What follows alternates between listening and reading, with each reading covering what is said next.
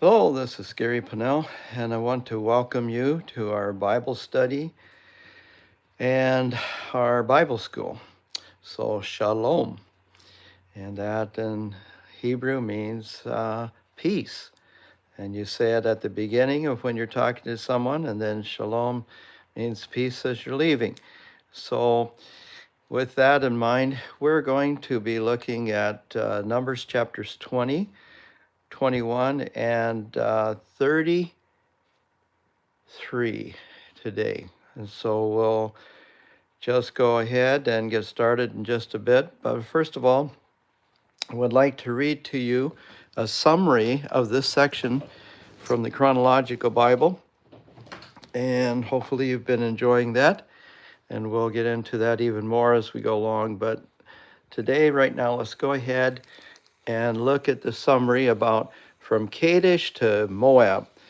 The account of the Israelites wandering in the wilderness, as recorded in the book of Numbers, skips over virtually all the 40 years in the wilderness, except for the foregoing account of the people's rebellion and for the events of the final year to come, with the beginning of the last year of their probationary wanderings. The Israelites return once again to Kadesh in the desert of Zin, west of Eden and south of Canaan. Here, Miriam will die, and her brothers, Moses and Aaron, will so displease God that they too will be denied entrance into the promised land. Apparently, their sin involves not simply failure to follow God's specific directions, but manifestations of pride and self-importance, which minimize God's power, a potential danger for all who would be spiritual leaders. As Israel begins to mobilize for the march to Canaan, a request is made for safe passage through the territory of Edom. The Edomites' refusal is the first of many conflicts which will fulfill the prophecy of antagonism between descendants of Jacob, Israel, and Esau, Edom. After God calls Aaron to his death, the people will mourn for a month and then set out for a series of military victories. This will finally bring them out of the wilderness and into the territory of Moab, east of the Dead Sea or Salt Sea, and as far north as Bashan, east of the Sea of Galilee, Chinnereth. Okay.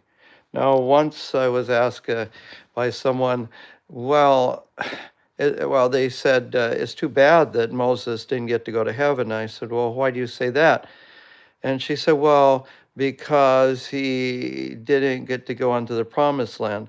Okay, the promised land is actually a picture of spiritual warfare and a Christian's life. And yes, Moses did get to go to heaven because later on in the New Testament, we actually see him. He's comforting Jesus on the Mount of Transfiguration with Peter, James, and John as witnesses. So Elijah and Moses was up there on that mountain. Yes, he did go to heaven. He did blow it in pride, and we're going to see that he struck the rock, which he was only supposed to speak to it, but he struck it twice. And actually that broke a picture of God's mercy and grace, because the first place that he struck the rock was a huge rock that broke in half, and the water came out, and that was right by Mount Sinai, and we showed some pictures of that earlier. But the next rock that he strikes is just close to where they would be later going into the promised land. That's a different rock. But the picture when he first struck the rock near Sinai, that's the picture of Jesus' death on the cross for us and supplies the holy water of life. And he was struck for us on the cross. And we remember too that when his side was struck open by the spear of the soldier, out came blood and water. And that was a picture that God used to what Moses did. But later on, this other one, Moses broke the picture and ruined it because he was supposed to speak to the rock. After we're saved, we just speak to Jesus, and because he's already taken our sin away. And so, but Moses struck the rock twice in disobedience and prideful and said, should we get water out of this rock for you? Well, Moses didn't do the miracles. God did them through him. And so that is, so you understand that. Miriam, she went to heaven too, and Aaron, even though they did not get to go into the promised land.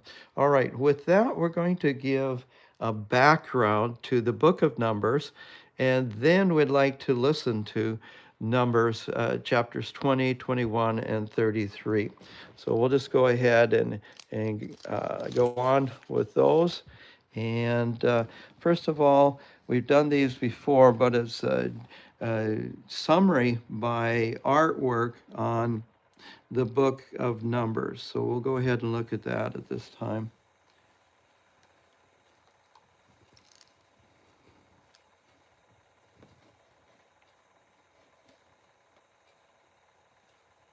Bible carries forward the story of Israel after their exodus from slavery in Egypt. God had brought them to Mount Sinai, and he entered into a covenant with them there.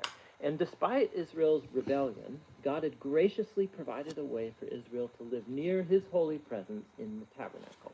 So the book of Numbers begins as Israel wraps up their 1-year stay at Mount Sinai, and they head out into the wilderness on their way to the land that God promised to Abraham. Now, the book's storyline is designed according to the stages of their journey. So the first section begins at Mount Sinai, but then they set out and travel to the wilderness of Paran. And then from there, they travel to the plains of Moab, which is right across from the Promised Land. Now, the first part opens with a census where the people are numbered. That's where the book gets its name. And then there are laws about how the tribes of Israel were to be arranged in their camp. So the tabernacle was to be at the center, and then around that, the priests and the Levites, and then around them, the 12 tribes neatly arranged with Judah at their head. Now, this was all an elaborate symbol about how God's holy presence was at the center of their existence as a people. This is all followed by a whole series of laws that develop the purity laws from the book of Leviticus. If God's presence was going to be in their midst, every effort should be made to make the camp pure, a place that welcomes God's holiness. In chapter 10, the cloud of God's presence lifts from the tabernacle and guides Israel away from Sinai out into the wilderness. And immediately, things go terribly wrong. So in chapter 11, the people start complaining about their hunger and thirst and how they want to go back to Egypt. And then in chapter 12, Moses' own brother and sister begin opposing and bad-mouthing him in front of all of the people. This trip is not off to a good start.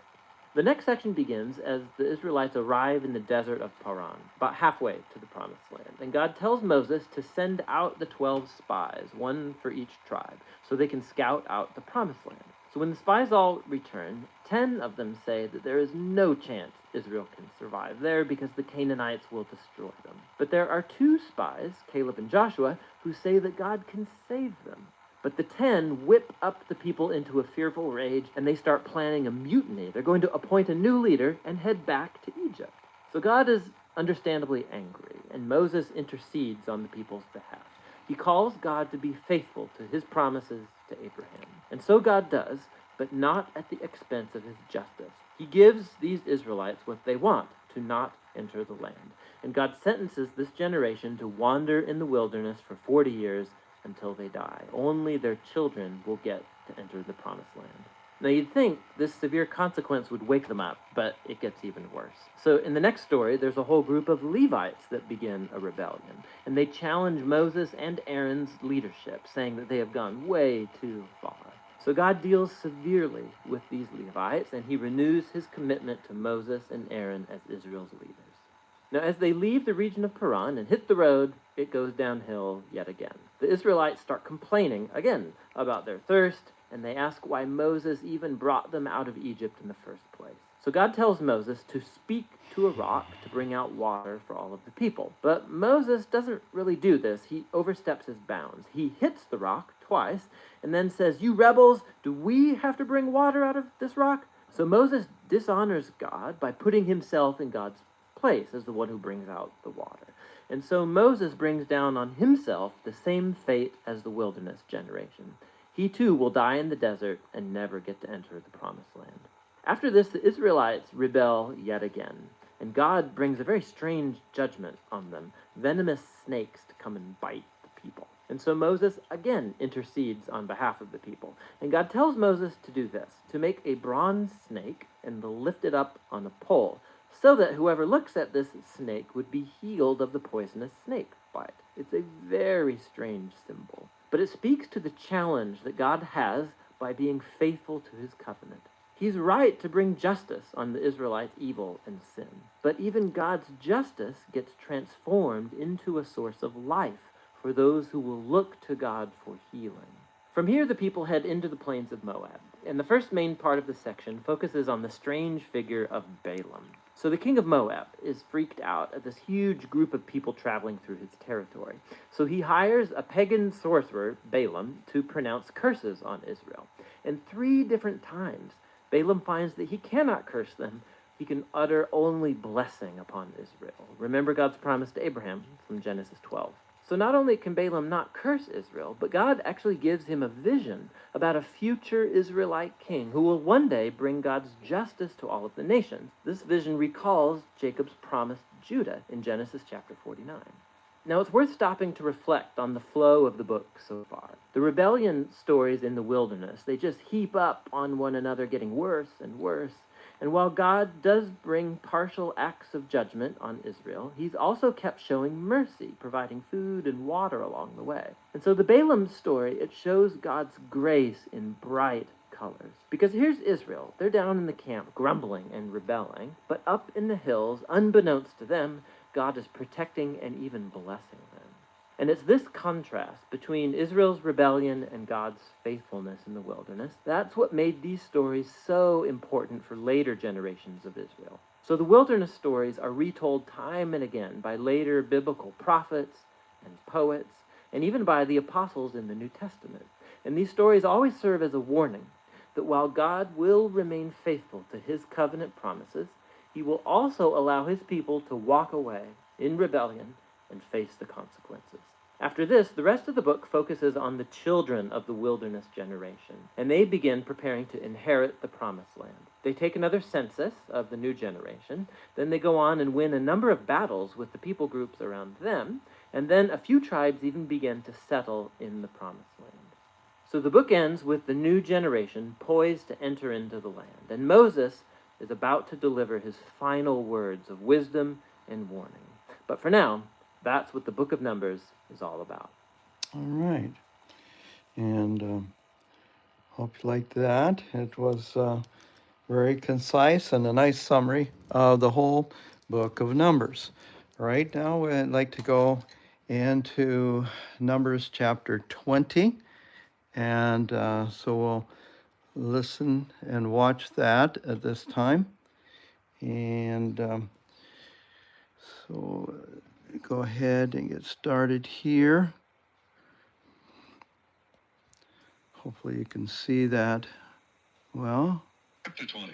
Then the children of Israel, the whole congregation, came into the wilderness of Zin in the first month, and the people stayed in Kadesh, and Miriam died there and was buried there. Now there was no water for the congregation, so they gathered together against Moses and Aaron.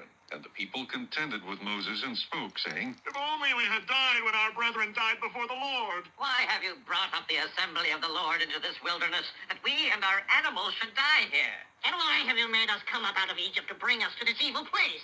It is not a place of grain or figs or vines or pomegranates, nor is there any water to drink. So Moses and Aaron went from the presence of the assembly to the door of the tabernacle of meeting, and they fell on their faces, and the glory of the Lord appeared to them. Then the Lord spoke to Moses, saying, Take the rod, you and your brother Aaron, gather the congregation together. Speak to the rock before their eyes, and it will yield its water. Thus you shall bring water for them out of the rock, and give drink to the congregation and their animals. So Moses took the rod from before the Lord as he commanded him. And Moses and Aaron gathered the assembly together before the rock, and he said to them, Hear now, you rebels. Must we bring water for you out of this rock? Then Moses lifted his hand and struck the rock twice with his rod, and water came out abundantly, and the congregation and their animals drank. Then the Lord spoke to Moses and Aaron, Because you did not believe me, to hallow me in the eyes of the children of Israel, therefore you shall not bring this assembly into the land which I have given them. This was the water of Meribah, because the children of Israel contended with the Lord, and he was hallowed among them.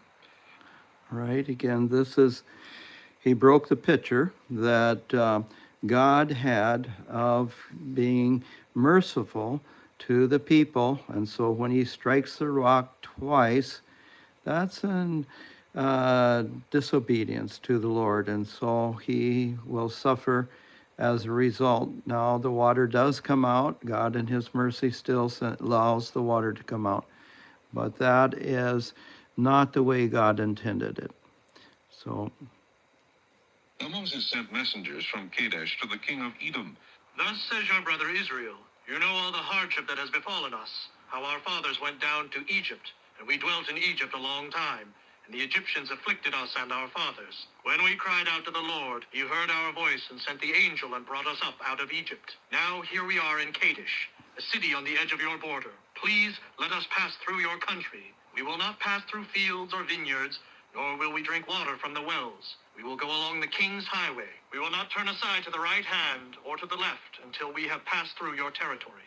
Then Edom said to him, You shall not pass through my land, lest I come out against you with the sword. So the children of Israel said to him, We will go by the highway, and if I or my livestock drink any of your water, then I will pay for it. Let me only pass through on foot, nothing more. Then he said, You shall not pass through. So Edom came out against them with many men and with a strong hand. Thus Edom refused to give Israel passage through his territory. So Israel turned away from him. Now the children of Israel you have to realize this was a relative of his. These are descendants of Esau, and so your relatives turned against you even. That would be hard, wouldn't it? The whole congregation journeyed from Kadesh and came to Mount Hor. And the Lord spoke to Moses and Aaron in Mount Hor by the border of the land of Edom, saying, Aaron shall be gathered to his people, for he shall not enter the land which I have given to the children of Israel, because you rebelled against my word at the water of Meribah. Take Aaron and Eleazar his son, and bring them up to Mount Hor, and strip Aaron of his garments, and put them on Eleazar his son. For Aaron shall be gathered to his people and die there. So Moses did just as the Lord commanded, and they went up to Mount Hor in the sight of all the congregation.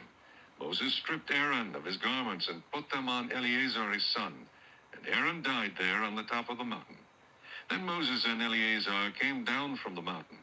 Now when all the congregation saw that Aaron was dead, all the house of Israel mourned for Aaron 30 days.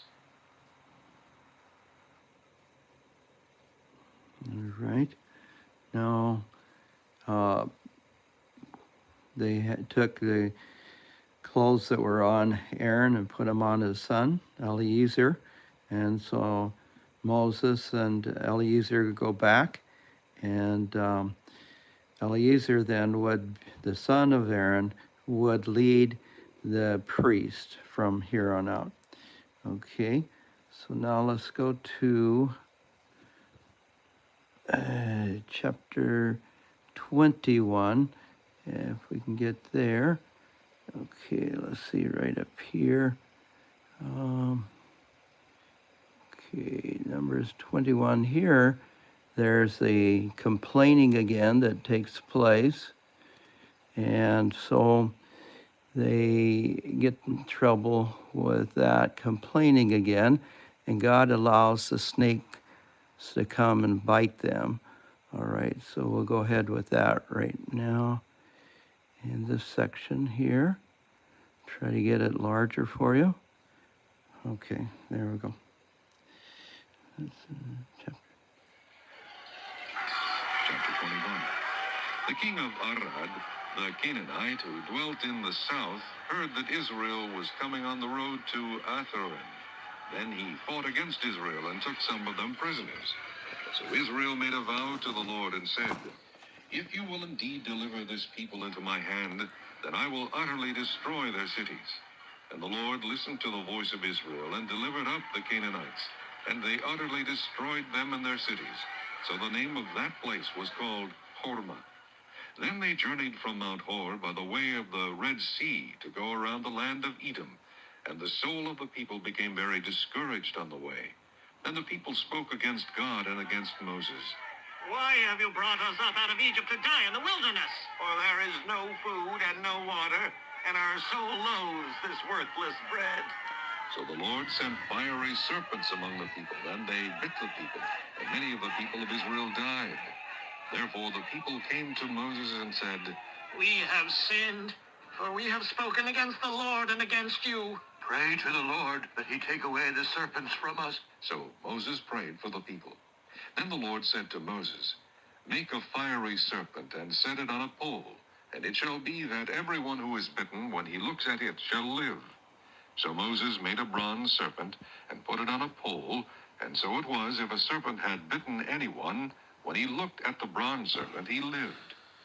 Now the children of Israel moved on and camped in Oboth, and they journeyed from Oboth and camped at Iji Abarim, in the wilderness which is east of Moab, toward the sunrise.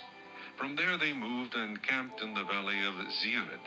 From there they moved and camped on the other side of the Arnon, which is in the wilderness that extends from the border of the Amorites, for the Arnon is the border of Moab, between Moab and the Amorites. Therefore it is said in the book of the wars of the Lord, Wacheb in Supah, the brooks of the Arnon, and the slope of the brooks that reaches to the dwelling of Ar, and lies on the border of Moab. From there they went to Beer, which is the well where the Lord said to Moses, Gather the people together, and I will give them water. Then Israel sang this song, Spring up, O well, all of you sing to it. The well the leaders sang, dug by the nation's nobles, by the lawgiver with their staves.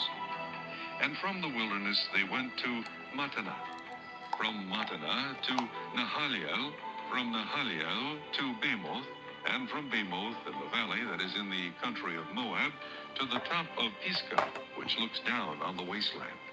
Then Israel sent messengers to Sihon, king of the Amorites, saying, Let me pass through your land. We will not turn aside into fields or vineyards. We will not drink water from wells. We will go by the king's highway until we have passed through your territory. But Sihon would not allow Israel to pass through his territory. So Sihon gathered all his people together and went out against Israel in the wilderness. And he came to Jehaz and fought against Israel. Then Israel defeated him with the edge of the sword and took possession of his land from the Arnon to the Jabbok, as far as the people of Ammon, for the border of the people of Ammon was fortified. So Israel took all these cities, and Israel dwelt in all the cities of the Amorites, in Heshbon, and in all its villages. For Heshbon was the city of Sihon, king of the Amorites, who had fought against the former king of Moab, and had taken all his land from his hand as far as the Arnon.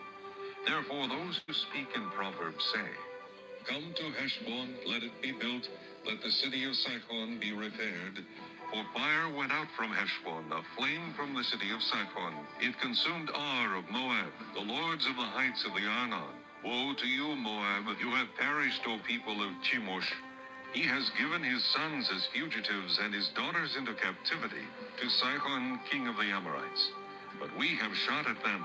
Heshbon has perished as far as Dibon. Then we laid waste as far as Nophah, which reaches to Medeba.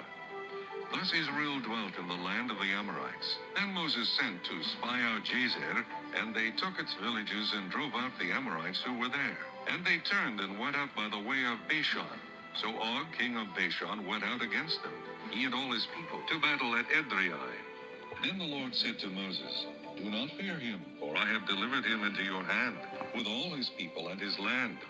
You shall do to him as you did to Sihon, king of the Amorites, who dwell at Heshbon. So they defeated him, his sons, and all his people, until there was no survivor left him, and they took possession of his land. Okay. Right. Go ahead and we'd like to look at light on here. We'd like to look at chapter 33, which is a review of all that had their journeys in the book of Numbers and since the time that they left Egypt. And so we'll see if we can get there.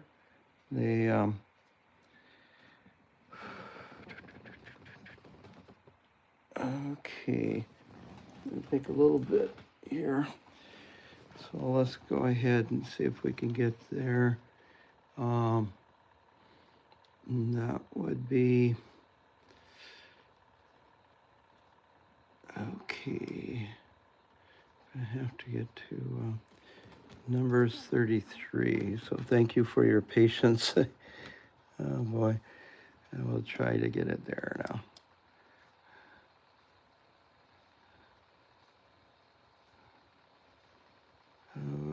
Okay. All right, just give me a minute here, please. All right.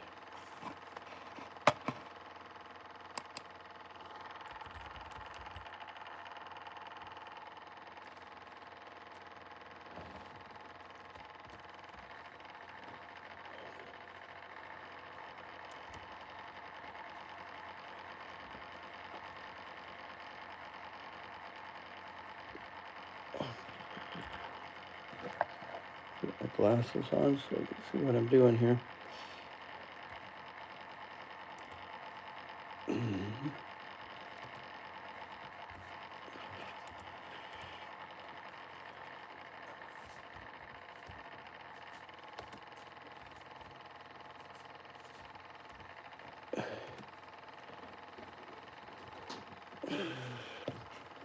Okay, let's see if we've got that now.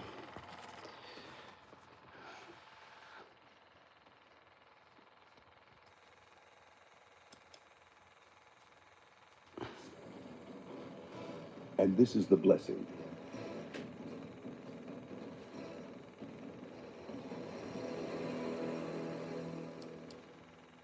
Wherewith Moses the man of God blessed the children of Israel before his death.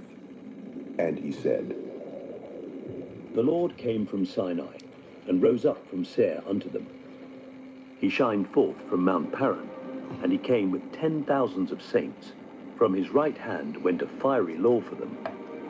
Yea, he loved the people. All his saints are in thy hand.